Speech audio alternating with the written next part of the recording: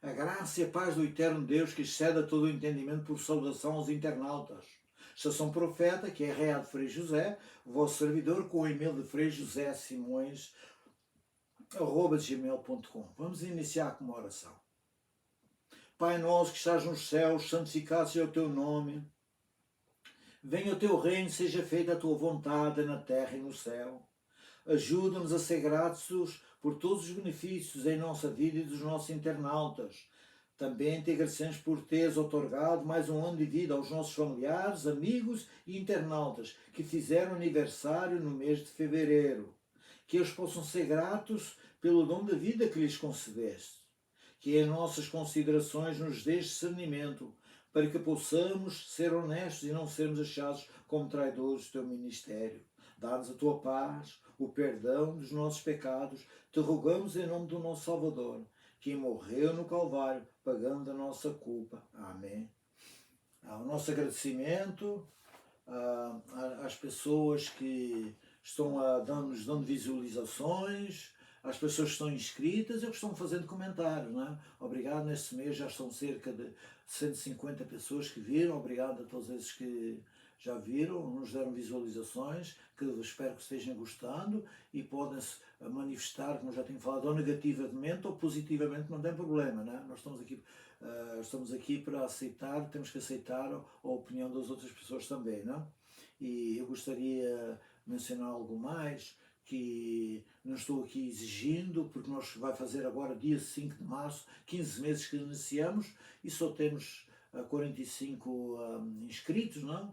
E aqui não estou aqui reclamando, porque eu estava vendo aqui um senhor aqui, que tem um programa, que ele é professor e é teólogo, e ele fez agora, há 2 meses atrás, fez um vídeo, e em 2 meses já tem 270 mil visualizações, em 2 meses, não é?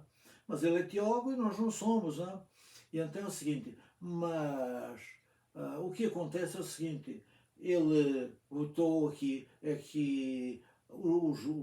quem estuda teologia e como pregar, eles usam certos métodos que é com um pouco de sutileza, não? E ele aqui, o que é que ele diz? Aqui ele botou o assunto que ele botou na internet foi o seguinte, porque Deus criou Lúcifer? E depois ele está analisando o caráter de Deus. E analisando o caráter de Deus, ele até diz, se Deus não for assim como eu estou falando, Deus é mentiroso. Quer dizer, eu acho que isso é uma palavra, desculpem de eu estar falando, não se deve usar nem para chamar para o nome de Deus aí, porque não fica bem. Desculpem o meu pobre, humilde conhecimento sobre teologia, que não se deve usar. Mas ele usou, está certo. Mas eu não estou aqui com a intenção de criticar, mas é o que ele falou. Então, do jeito que ele está falando, é que ele foi como se fosse um repórter, foi no céu e está trazendo uma mensagem, está dando a opinião dele. Ele não diz que aquilo é a opinião dele, como nós falamos aqui, é as nossas convicções, que podem estar equivocadas também, não. Não, é que está falando como se fosse uma coisa que foi lá e agora ele está falando tudo, trazendo para nós, porque nós somos acéfalos, não é isso que é a palavra em português, sabe? A gente não tem cabeça, não é a pessoa que não tem cabeça. É isso, infelizmente. A gente cada vez vê coisas mais fora do contexto, né? Comportamentos fora do contexto normal das pessoas, que isso não se diz. Mas é isso. Mas que Deus tenha compaixão e misericórdia dele e de nós também, né? E então vamos às nossas considerações de hoje, que é sobre os publicanos e esmaritizes entram adiante de vós no reino de Deus, que se encontra em Mateus 21, 31. Este título não é para ofender as pessoas que têm convicções diferentes das nossas. Todavia são palavras que Jesus usou com os líderes religiosos daquele tempo e que se encontra em Mateus. Vocês podem ler todo o relato, Mateus 21, de 1 a 32. Não? E aqui é a entrada de Jesus em Jerusalém. Não? E é a entrada de Jesus em Jerusalém. E diz aqui no verso 9, Cristo ia montado em cima de um jumento, não? E diz, as multidões, tanto as que precediam quanto as que seguiam, clamavam, dizendo, Hosana ao filho de Davi, bendito que vem em nome do Senhor, Hosana nas alturas. Amém. Não? Então o que vemos é que aqui eles colocavam galhos de árvore, colocavam flores, colocavam as próprias capas do povo para que Jesus, montado no jumento, passasse por cima, né? Dando honras que ele merecia, não? Não só como profeta, como eles achavam que ele era um profeta, mas para nós como Criador e nosso mantenedor e nosso Salvador. Foi ele que nos perdoa os nossos pecados, não é isso, não? E então continua o relato aqui que já não é Lucas, porque o relato, o Mateus não está falando de tudo, né? Todo o relato. Aqui complementa algo mais, o Lucas 19:41, não sei se é a palavra, o termo correto, e diz o seguinte, que Jesus chora sobre Jerusalém, né? E então diz o verso 41, diz o seguinte, e chegando perto e viu a cidade, chorou sobre ela, dizendo, se tu conhecesses ao menos neste dia o que te poderia trazer a paz, mas agora isto te está encoberto aos teus olhos, porque dias virão sobre ti em que os teus inimigos te cercarão de trincheira e te sitiarão e te apertarão de todos os lados e te derribarão a ti e aos teus filhos que dentro de ti estiverem e não deixarão em ti pedra sobre pedra, pois não conheceram o tempo da visitação. O que é que Cristo está a dizer? Cristo está vindo salvar a humanidade, estava vindo salvar o povo judeu e trazendo a paz que eles precisavam, não é? Eles estavam debaixo de um jugo e eles não aceitaram, não é? Triste, não é? Mas a gente vê aqui,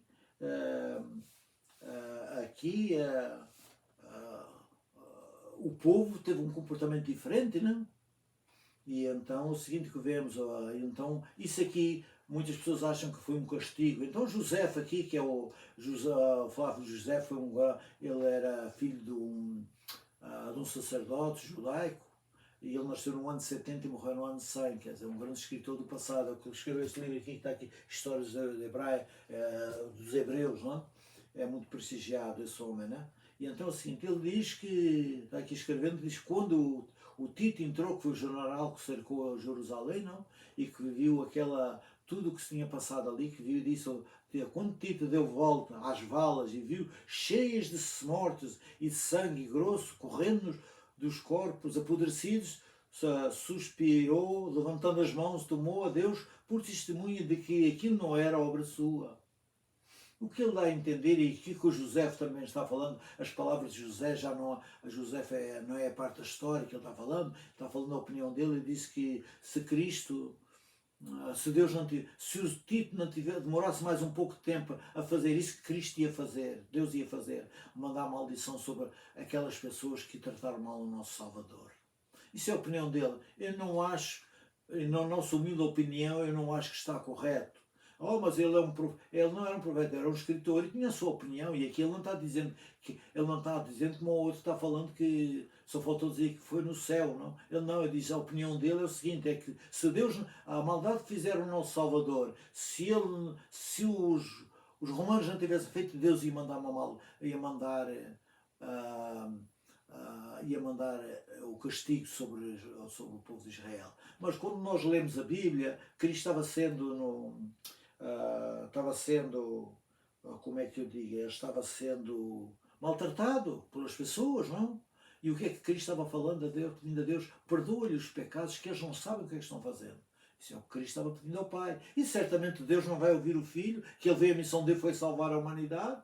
E vocês lerem também o livro dos Atos dos Apóstolos, no capítulo 3, o próprio Pedro, o primeiro sermão que eles pregavam, converteram milhares de pessoas. O que é que ele disse? Vós que mataste o autor da vida, falando de Jesus Cristo. E eles perguntaram, o que é que a gente temos que fazer? Então vocês podem ler no capítulo 3, capítulo 3 de Atos, após 14 em diante, diz que arrependei-vos, convertei-vos, para que sejam apagados os vossos pecados. Então que havia perdão para eles que estavam fazendo coisas que não sabiam, não? Só que aqui, essa maldade veio porque eles não se arrependeram, não? A maior parte, principalmente a liderança, não?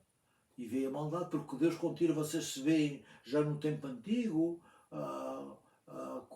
vemos no tempo de Babilónia, porque é que eles foram lá cativos para os caldeus para a Babilónia? Porque eles até já matavam os filhos e sacrificavam no altar a deuses estranhos. E Deus dizia, foi coisa que eu nunca me mandei eles fazer, matar os filhos para oferecer a deuses, não é? E eles fizeram, não é? E é isso, não é? Então, tirando a proteção divina, também isso pode acontecer na nossa vida. Quando Deus tira a gente, não é mais, há pessoas que saem para a rua e têm acidente menor e graças a Deus a gente já está quase no fim da carreira, mas está vivo, graças a Deus, não? Então, porque o José diz o seguinte, diz que o cerco de Jerusalém durou 6 meses e morreram mais de 1,1 milhão de pessoas à fome e à espada. 90 mil com menos de 17 anos foram vendidos como escravos e o restante, e uma parte também foram para as minas, levado para as minas, para o Egito. E outra parte eram os cristãos, diz que receberam uma mensagem de Deus, tinham que fugir, porque senão também eles iam morrer lá com fome, né? Com um cerco de 6 meses. E o que acontece? Eles fugiram, foram para uma cidade que é chamada Pela, não sei como é que se diz em português, é um Pella, 2 L's e um A, que é na Jordânia.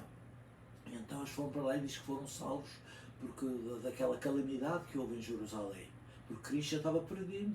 Se Deus, o nosso Pai, vai tirar a proteção de vocês, porque sempre foi assim, vocês foram até mais atrás, o que é que acontece antes dos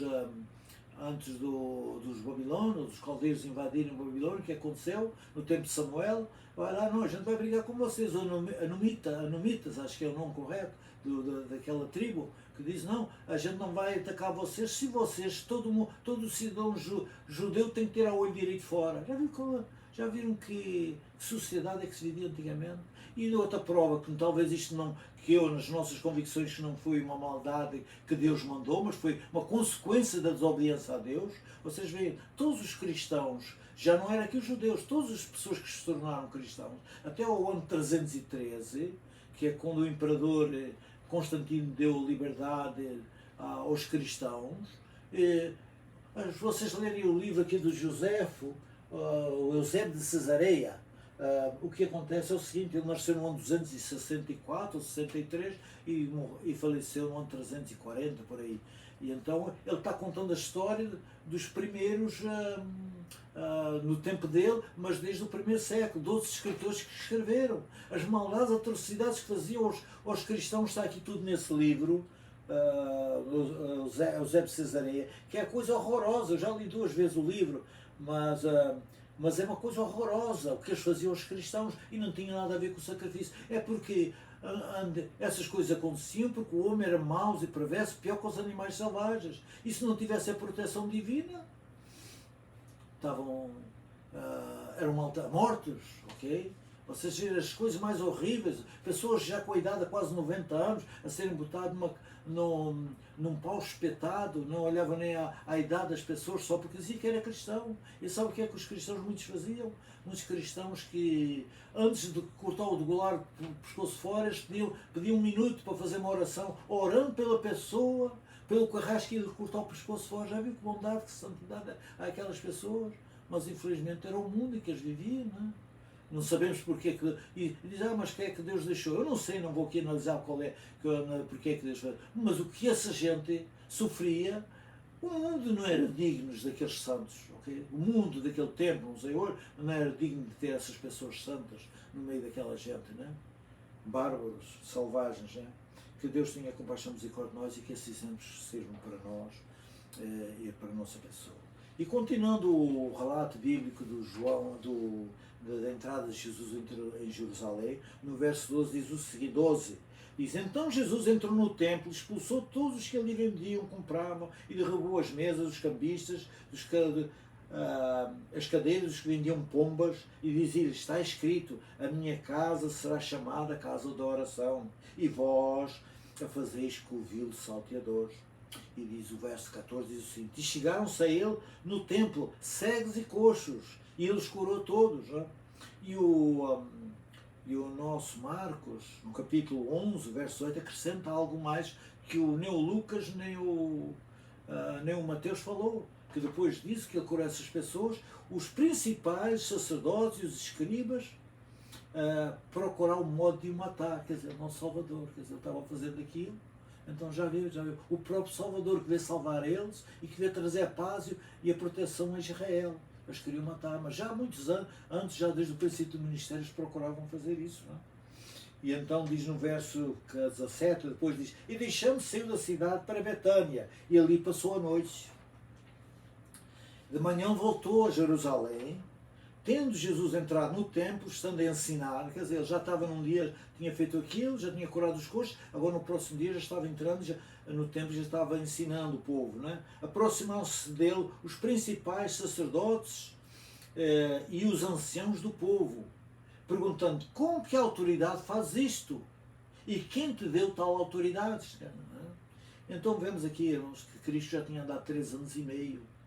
Já tinha andado 3 anos e meio no ministério da curandas, os enfermos, os coxos, os tinham um problema psicológico, diabólico, as pessoas tinham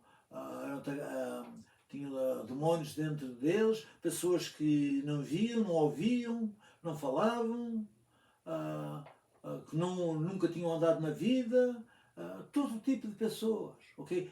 E até ressuscitou mortos e deu comida a milhares de pessoas quando ninguém tinha para comer. Ele pegava em 2 pães e 5 pães e 2 peixes e dava comida para milhares de pessoas. E quando diz que é 5.000 homens, era mais do dobro, porque naquele tempo, vocês sabem, mulheres e homens com menos de 18 anos não contava. E todo mundo tinha muitos filhos. Então, mas não interessa se era 5, se era 6, mas dava comida, fazia isso tudo. E os líderes agora queriam matar, porque eles estavam com medo de perder a nação. A nação já estava perdida há 500 anos atrás.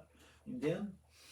E então vemos aqui qual é a maldade do ser humano. Né? E no verso 24 diz, Jesus então respondeu para eles, disse-lhes, eu também vos vou perguntar uma coisa. Se me disserdes, eu também vos direi com qual autoridade faço isto. O batismo de João, de onde era? Do céu ou dos homens? Eles pensaram entre si, dizendo, se dissermos do céu, ele dirá, porque não crestes? E se dissermos dos homens, tememos o povo, porque todos consideram João como um profeta. E no verso 27, ele responderam a Jesus, disseram, não sabemos. Ele disse-lhes, nem eu vos digo com que autoridade faço isto. Então agora vem uma parábola que Cristo conta para eles. Não? Diz, mas então é a parábola dos 2 filhos. Mas o que vos parece? Um homem tinha 2 filhos e dirigindo-se ao primeiro disse, filho, vai trabalhar na minha vinha. Mas ele porém respondendo disse, não quero, mas depois foi. E dirigindo-se ao segundo, falou de igual modo, e respondeu, disse, eu vou, Senhor, e não foi. Qual dos 2 fez a vontade do Pai? Disseram-lhe eles, o primeiro. Disse-lhe Jesus, em verdade vos digo que os publicanos e os meretrizes entram diante de vós no reino de Deus. Então, por que Cristo está falando isso? Porque eles discerniram corretos. Vocês veem quando Cristo estava orando ao Pai, que estavam fazendo tudo quanto é maldade para Jesus Cristo, antes de ser crucificado, ele pediu ao Pai, perdoa-lhes porque eles não sabem o que é que fazem. Porque eram pessoas ignorantes, não sabiam o que estavam fazendo, não têm discernimento, e existe até hoje milhões de pessoas assim. Então, mas o que vemos aqui é que o seguinte, estes sabiam o que era certo e o que era errado, eram maus, perversos, porque vocês veem, porque é que isto falou isso? Porque as meretrizes, os publicanos eram as pessoas que mais odiadas na sociedade israelita, eram as meretrizes e os homens, porque eram os judeus que eram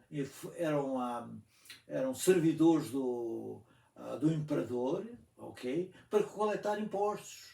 E do jeito que fala a Bíblia, do jeito que é um caso aqui que nós vemos, que é o caso de Zaqueu, que subiu acima da árvore, Deus e Cristo o convidou, hoje me convém na tua casa, depois disse lá, hoje entrou aqui a salvação. O que é que o Zaqueu, depois de se arrepender e aceitar Cristo como Salvador, o que é que ele fez? Olha, Jesus, eu dou toda a minha fortuna, vou dividir ao meio, vou dar metade para os pobres. E na outra parte, naquilo que eu defraudei, e se eu defraudei alguma pessoa algum dia, eu pago 4 vezes mais, não é? para ter perdão. Não é? E o que Cristo disse, hoje entrou aqui a salvação, não é? Nesta casa. Então quer dizer, é porque eles tinham os seus negócios que talvez não eram bem feitos. Judeu para negócio e aquelas pessoas não temiam Deus, certamente não havia papel, não havia nada, aquilo era tudo na base do Papa, não é? E eles também, talvez a pessoa se não tinha dinheiro, cobrava juros e correção monetária até o mês que vem, até o ano que vem. Aqui ainda hoje é assim, nos States eu recebi o papel para pagar os impostos há 3 ou 4 meses atrás e dizia até o fim de outubro, é esse preço que está aqui, mas se for no fim de novembro já é mais 50 ou 60 dólares, se for no fim de dezembro é mais, né? Eu sei que vai quase até março, legalmente vai até, acho que é 300 dólares a mais, eu fui lá e paguei logo no outro dia, não? E o que acontece é o seguinte, e agora tudo com papel, né? E era legal aqui eles cobraram mais dos 300, mas já não é pagando mesmo, e os judeus certamente também tinham, de acordo com aquilo que o Zaqueu estava falando, né? E que Deus tenha compaixão e misericórdia de nós. Então vemos que era uma sociedade talvez se prevalecia até dos coitados que não tinham dinheiro para pagar impostos, não é? E usavam outros métodos, não? Que não são mais corretos, e o povo conhecia esses métodos. Então o judeu ainda trabalhando, recebendo para um outro, para o imperador, não? Que Deus tenha compaixão e misericórdia de nós e que esses exemplos do passado sirvam para nós hoje, não? Então foi por isso que Cristo depois no verso 32 diz o seguinte, porque João vê a vós no caminho da justiça e não o crestes. Todavia os publicanos e esmaritis o creram. Vós, porém, vendo tudo isto, nem depois vos arrependeste para crer. De vós, quer dizer, o que é que estás aqui? Vós, porém, vendo tudo isto, tudo o que se passou durante aqueles 3 anos e meio com Cristo ali, né, com eles, e todos os dias, o próprio Cristo disse, todos os dias após eu estava no templo, não? E vocês, todos os dias, ensinando o povo, não? E então o que é que ele queria? Vocês, como já falei, os samaritanos, em 2 dias lá disse, este é o Filho de Deus. A mulher também disse, tu és profeta. Samaritana, pessoas que eram consideradas como animais, não é? Os judeus nem falavam, porque achavam que eles eram pessoas imundas. E estavam, e souberam reconhecer discernimento, pessoas com discernimento. Amém por isso, não é? E isso serve para nós hoje também, não é? Que Deus tenha compaixão e misericórdia de nós, para dar força àquilo que eu já falei, o que Jesus não é, preveniu, tem outra palavra que se diz em português e faltou-me, que aquilo que ele falou queria acontecer em Jerusalém, não? Desculpa, então às vezes as palavras não saem bem, e o que é que eu disse em Isaías 65:2, diz, Deus disse para Jeremias, estendi as minhas mãos o dia todo a um povo rebelde, que anda por um caminho que não é bom. Foi o que Deus falou, mas já centenas, 500 ou 600 anos antes de Cristo, né? Falou. Então já viu, naquela altura já estava tudo fora do caminho. E Deus queria restituir a esse povo a proteção que ele tinha dado, que ele tinha prometido ao nosso pai Abraão, né? Que Deus tenha compaixão e misericórdia de nós. E é o nosso desejo, a nossa oração, e que essa mensagem possa ficar bem gravada nos nossos corações. É o nosso desejo. E vamos terminar com uma oração. Eterno Pai, te agradecemos por nos teres agradecemos por todos os benefícios que nos tens concedido a nós, nossos amigos, e internautas e familiares. Que estas considerações de hoje possam ter a tua aprovação. Coloca em nós e nos nossos internautas o dom da gratidão em nossos corações, a reconhecer-te como nosso Criador e Protetor. Te rogamos em nome do nosso Salvador Jesus. Amém. Amém. Nossas cordiais saudações. Obrigado. Se eu não sou me expressar bem, desculpem, porque não é fácil a gente começar um trabalho desses já com a nossa idade, mas pedimos todos os dias a Deus que nos ajude e que cada dia as coisas se tornem. Desculpem se eu não soube expressar corretamente, mas sei que vocês são inteligentes e que vocês podem ler as passagens que nós lemos aqui e tirar as conclusões talvez mais corretas que as nossas. Que Deus o possa abençoar a cada um de vocês e que daqui a um mês, se Deus nos der vida e saúde, ou 3 semanas e meia, possamos estar aqui com uma nova mensagem que seja útil para nós e também para vocês. Que Deus possa abençoar a cada um de vocês e que em breve possamos estar aqui ao nosso desejo. Muito obrigado a todos. Que Deus abençoe. Obrigado.